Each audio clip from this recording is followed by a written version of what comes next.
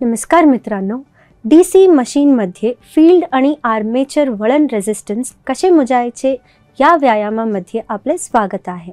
या व्हिडिओच्या शेवटी तुम्ही सक्षम व्हाल DC मशीनचे नेमप्लेट डिटेल्स वाचणे आणि त्याचा अर्थ लावणे, DC मशीनचे टर्मिनल्स तपासणे आणि ओळखणे, व्होल्टमीटर, ॲमीटर आणि ओहममीटर पद्धतीने DC मशीनच्या शंट फील्ड रेझिस्टन्सचे मोजमाप करणे आणि रिझल्ट्सची तुलना करणे, व्होल्टमीटर, ॲमीटर आणि ओहममीटर पद्धती वापरून आर्मॅच्युअर रेझिस्टन्स मोजणे आणि सत्यापित करणे.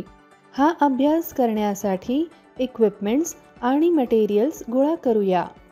Screwdriver, insulated combination pliers, double ended spanner set, moving coil voltmeter 0 to 25 volt, moving coil ammeter 0 to 100 milliamperes, series or shunt type ohm meter 0 to 50 ohms, moving coil ammeter 0 to 5 amps, moving coil voltmeter 0 to 500 volt, battery 24 volt, battery 6 volt, rheostat 250 ohms 1 ampere, DC compound machine, rheostat 10 ohms 5 amperes, PVC insulated copper cable, crocodile clips, test lamp. DC मशीनच्या nameplate details वाचा आणि त्याचा अर्थ लावा. टॅब्युलेशनमध्ये दिलेल्या मशीनचे nameplate details नोंदवा. DC मशीनचे टर्मिनल कव्हर काढा. योग्य साधने वापरा आणि स्क्रू हेड्सचे नुकसान टाळा.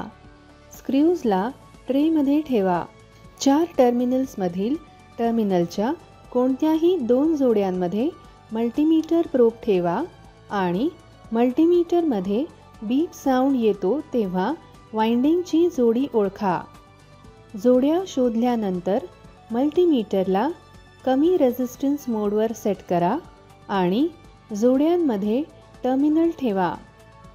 कमी रेझिस्टन्स जोड्या आर्मॅच्युअर टर्मिनल असतात आणि हाय रेझिस्टन्स व्हॅल्यूज या शंट फील्ड वाइंडिंग असतात. व्होल्टमीटर आणि ॲमीटर पद्धतीने शंट फील्ड रेझिस्टन्स मोजा. स्विच S1 द्वारे बॅटरीचे पॉझिटिव्ह टर्मिनल रिओस्टॅटच्या इनपुटशी कनेक्ट करा. रिओस्टॅट आउटपुटमधून मूव्हिंग कॉईल ॲमीटरच्या पॉझिटिव्ह टर्मिनलशी कनेक्ट करा. नंतर नेगेटिव्ह टर्मिनलला शंट फील्ड वाइंडिंग E1, नंतर E2 बॅटरीच्या नेगेटिव्ह टर्मिनलशी कनेक्ट करा. योग्य पोलॅरिटीसह सर्किटच्या parallel moving coil voltmeter connect करा.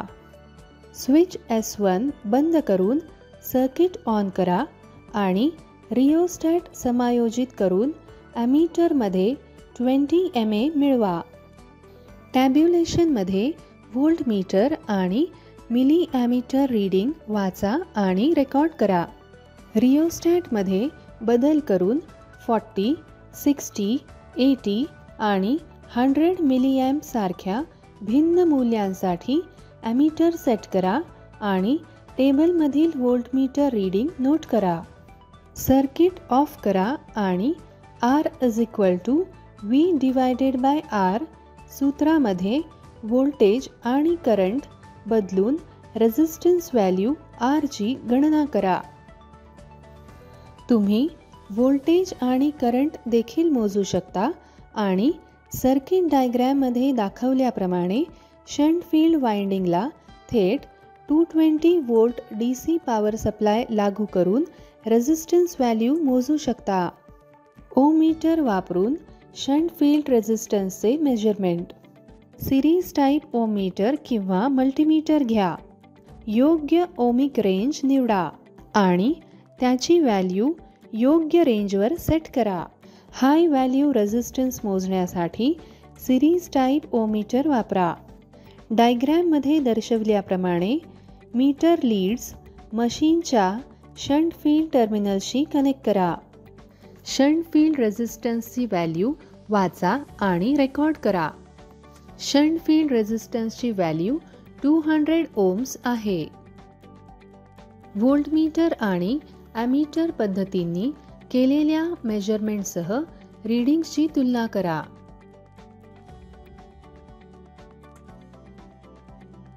व्होल्टमीटर आणि ॲमीटर वापरून आर्मॅच्युअर रेझिस्टन्स मोजा. सर्किट डायग्रॅममध्ये दर्शवल्याप्रमाणे करेक्ट पोलॅरिटीसह 6 व्होल्ट्सची बॅटरी कनेक्ट करा. Switch S1, rheostat, moving coil ammeter सर्व आर्मॅच्युअर टर्मिनल्स A1 आणि A2 सह सिरीजमध्ये जोडा. सर्किट डायग्रॅममध्ये दर्शवल्याप्रमाणे करेक्ट पोलॅरिटीसह सर्किटच्या parallel moving coil voltmeter connect करा. रिओस्टॅट मॅक्झिमम पोझिशनमध्ये ठेवल्याची खात्री करा आणि स्विच S1 बंद करून सर्किट ऑन करा. कधीकधी प्रयोगादरम्यान आर्मॅच्युअर हळूहळू फिरू लागते. अशा परिस्थितीत एरोनियस रीडिंग टाळण्यासाठी आर्मॅच्युअर हाताने स्थिर स्थितीत धरा. रिओस्टॅट रेझिस्टन्स कमी करून समायोजित करून ॲमीटरची रीडिंग 0.5 अँपिअर्सवर सेट करा. हाताने आर्मॅच्युअर वेगवेगळ्या स्थितीत फिरवा आणि रीडिंग कॉन्स्टंट असल्याचे पहा. रिओस्टॅटमधील रेझिस्टन्स हळूहळू कमी करा. 1, 1.5, 2 आणि 2.5 अँप सारख्या भिन्न व्हॅल्यूजवर ॲमीटर रीडिंग सेट करा. टेबलमधील व्होल्टमीटर रीडिंग लक्षात घ्या आणि फॉर्म्युल्यामध्ये व्होल्टेज आणि करंटशी संबंधित व्हॅल्यू बदलून रेझिस्टन्स मोजा. R = V/I. सर्किट ऑफ करा आणि आर्मॅच्युअर रेझिस्टन्सची ॲव्हरेज व्हॅल्यू शोधा. ओम मीटर वापरून आर्मॅच्युअर रेझिस्टन्स मोजा. आर्मॅच्युअर टर्मिनल्सवर ओम मीटर किंवा मल्टीमीटर कनेक्ट करा आणि रेझिस्टन्स मोजा. आर्मॅच्युअरचे लो व्हॅल्यू रेझिस्टन्स मोजण्यासाठी शंट टाईप ओम मीटर वापरा. हाताने आर्मॅच्युअर वेगवेगळ्या स्थितीत हलवा आणि रीडिंग कॉन्स्टंट असल्याचे पहा. मीटर रीडिंग नोंदवा आणि खाली नोंदवा. आर्मॅच्युअर रेझिस्टन्स व्हॅल्यू 0.5 OHms आहे. व्होल्टमीटर आणि ॲमीटर पद्धतीने केलेल्या मेजरमेंटसह रीडिंगची तुलना करा. मला आशा आहे हा व्हिडिओ पाहिल्यानंतर तुम्ही सक्षम व्हाल. DC मशीनचे नेमप्लेट डिटेल्स वाचा आणि त्याचा अर्थ लावा. DC मशीनचे टर्मिनल तपासा आणि ओळखा.